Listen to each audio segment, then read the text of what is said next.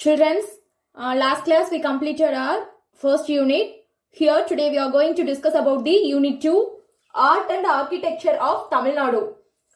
In this lesson, we are going to discuss about the how our art and architecture had been developed during our olden age. First, introduction. We move on to the introduction. During in our olden age, Dravidian architecture. During our olden age, Dravidian architecture placed an it is considered as our original architecture. During our olden age, Dravidian architecture is called as the original architecture. Later, it could be advanced by the process of evolution. Later, it could be developed the way of different style. And then rock cut shrines. Rock cut shrines at Mahabalipuram.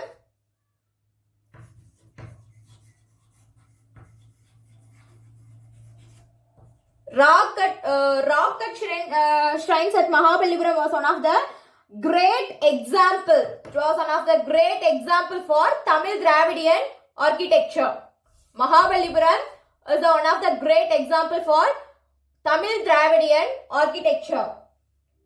And also it belongs to the 7th century architecture. It belongs to 7th century. When it belongs to 7th century architecture. Next thing, what is meant by rock cut here? What is meant by rock cut, children? Do you know the meaning of rock cut? Nothing. It is called the Guhai Kohil. What is meant by rock cut? It is called the Guhai Kohil.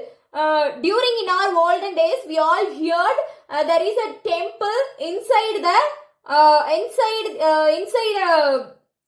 rock. That is called the rock cut temple. Then there is no other monuments in South India. There is no other monuments. There is no evidence. Not a evidence. There is no other monuments in South India during the 7th century period. During 7th century period, there is no other monuments present in their South India. Next is some of the scholars and philosophers. Some of the scholars and philosophers identified that during the period of before 7th century, that they built a temple by wood. How?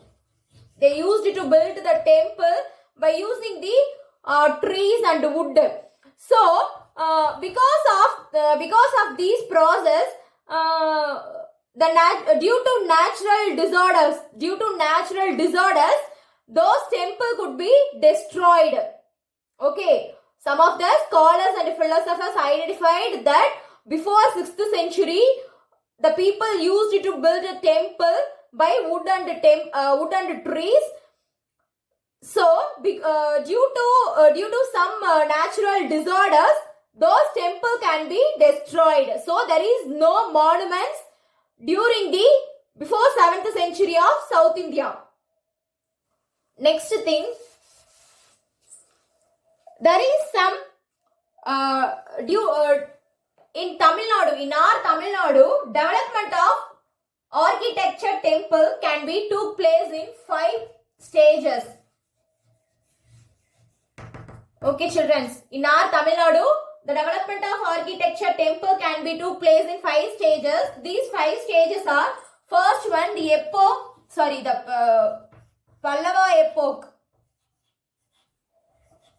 Pallava epoch. The period of AD 600 to 850. The next thing, early Chola epoch. This period was called AD 850 to 1100. Third was later Chola. First one early Chola, next thing later Chola. The year of later Chola was AD 1100 to 1350 year. Fourth one Vijayanagara. Vijayanagara epoch. Vijayanagara epoch. The period of Vijayanagara epoch was AD 1350 to 1600. Next thing, and also Vijayanagara epoch was also called as Nayak. It also called as Nayak epoch. Finally, the fifth stage was modern epoch. It was called modern epoch. The year of modern epoch was after the period of AD 1600. This is the 5 stages of this is the 5 stages of architecture temple can be developed in our Tamil Nadu. Here we move on to the first stage, the Pallava epoch. We move on to the first stage, Pallava epoch. Okay, children. First, Pallava epoch.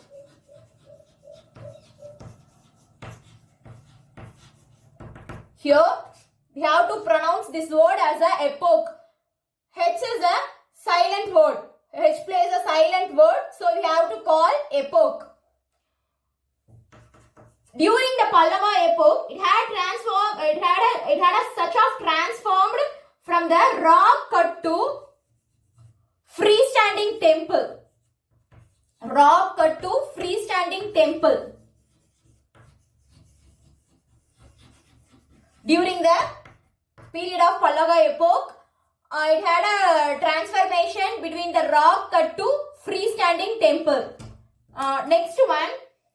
Initially, it was built by carving a rock to the wantable design. Rock cut in the sense, initially it was built by carving a rock to their wantable designs, and then the rock were cut to build the temple. Next thing, Pallava king Mahendravarma.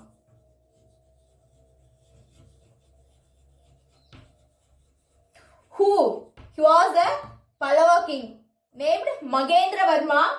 Was a pioneer in rock cut architecture. He was one of the notable person in the rock cut architecture.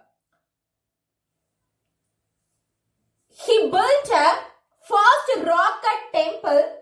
It was called as Mandapattu. It was called as Mandagapattu. He built a first rock temple. It was named as Mandagapattu. And the rock cut temple had 2 pillars. These Mandagapattu, it is the rock cut temple. It had 2 pillars. It had 2 pillars. These 2 pillars placed in front of the temple, because it helps to balance the overall weight of this temple. This is about the Mandagapattu temple. Next thing, every cave temple had a symbol of sanctum cut.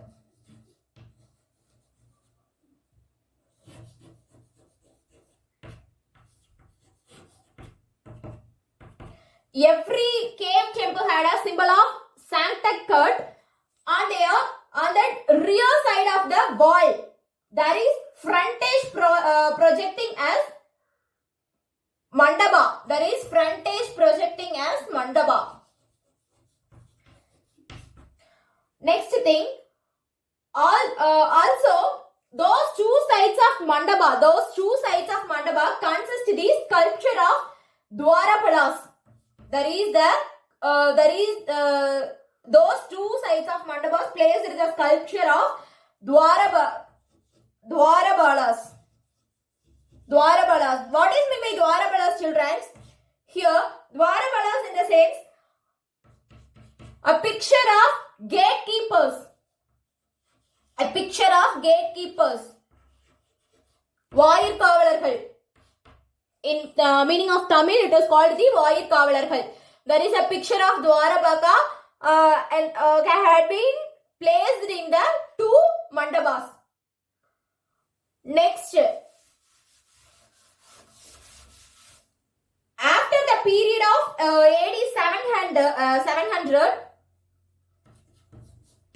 after the period of 700, cave architecture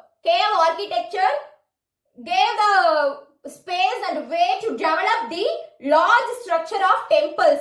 After the period of AD 700, cave architecture gave some way to develop the large structure of temples.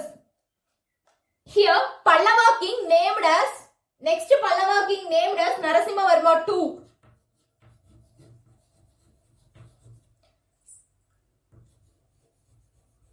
Narasimhavarma II was the Pallava king. He built the shore side in the sense seashore, shore side temple at Mahabalipuram.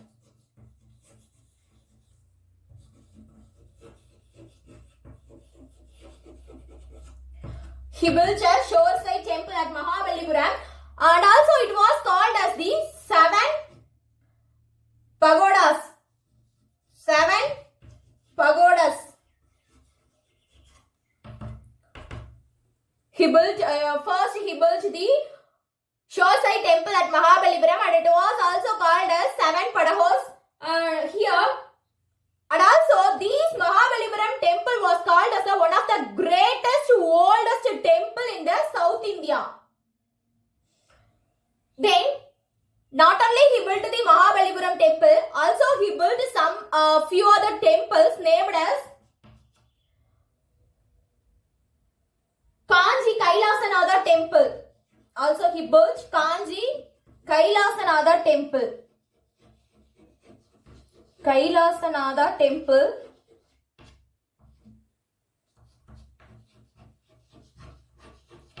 We have to notice one thing. Narasimhavarma II was also called as Rajasimha. Was also called as Rajasimha.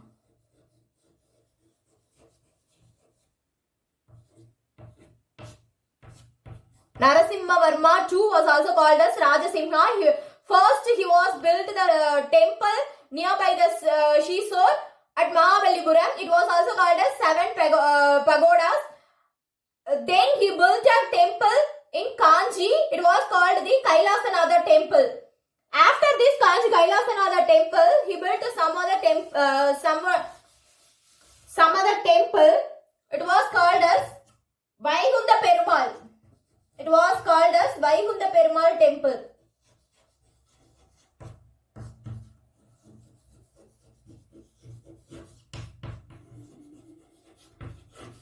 It was called as Vaikunta Perumal temple. Here it was located in Kanchipuram. It was located in Kanchipuram. Vaikunta Perumal temple, it was located in Kanchipuram. Next thing, this is the third temple built by Narasimhavarma II. Then, these are the notable temple built by him.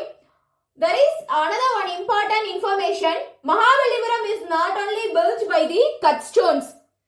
We have to notice Mahabalipuram temple, it is not only built by the cut stones. It was built by carved out of the caves. The next thing, in those Mahabalipuram, there is the 2 shrines. There is the 2 shrines. Students, what is meant by shrines? Do you know the meaning of shrines? And here the meaning of shrines in the sense, we all went to the temple. There we see the Karuvarai. We know the meaning of Karuvarai. No, there is a place of God had been placed. That is called the Karuvarai. That is the shrines. In Mahabalipuram, there is the two shrines. For one is Shiva. One is Shiva. And then second one is for Vishnu. In Mahabalipuram, there is two shrines. That is, one is Shiva and then another one is Vishnu. This is about the notable information of Mahabalipuram. Next thing, for some other example of Tamil Dravidian tradition architecture, some of the rock-cut monuments are there. Some of the rock-cut monuments are also there, such as it was called as Pancha Pandava Ratnas. What?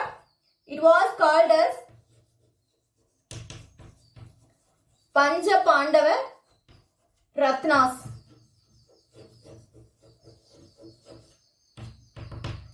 It was called as Pancha Pandava Ratnas, which was located in Mahabalipuram. It was also located in Mahabalipuram. These Pancha Pandava Ratnas are namely, first one, Draupadi Ratna. First one, Draupadi Ratna. Second one, Dharmaraja Ratna. Second one, Dharmaraja Ratna. Third one, Bhima Ratna. Fourth one, Arjuna Ratna.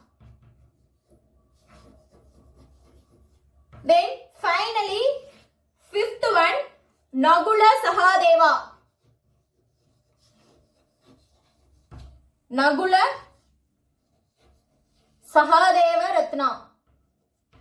These are the 5 Ratnas placed in the Pancha Pandava Ratnas. Okay. Then here, outer walls of Ratnas. These are the main Ratnas. Then there is some outer walls of Ratnas are there. What are the outer walls of Ratnas? First thing, Arjuna. Next thing, Bhima. And then Dharmaraja. These are the some outable walls of Ratnas. Then, and also it was decorated with the nicks and motifs. Nicks and motifs. It was decorated with nicks and motifs. Here, Nix had a sculpture of God, goddesses, then monarch, like those things. Nix had a sculpture of God, goddesses, monarchs, like those things. And then you have to remember one thing. Arjuna's penance carved with a granite bulge. Arjuna's penance can be bulged with the granite bolter.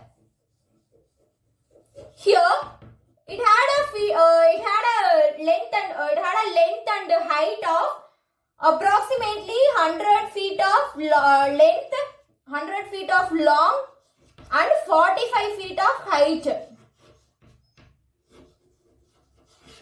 It had 100 feet of length and 45 feet of height.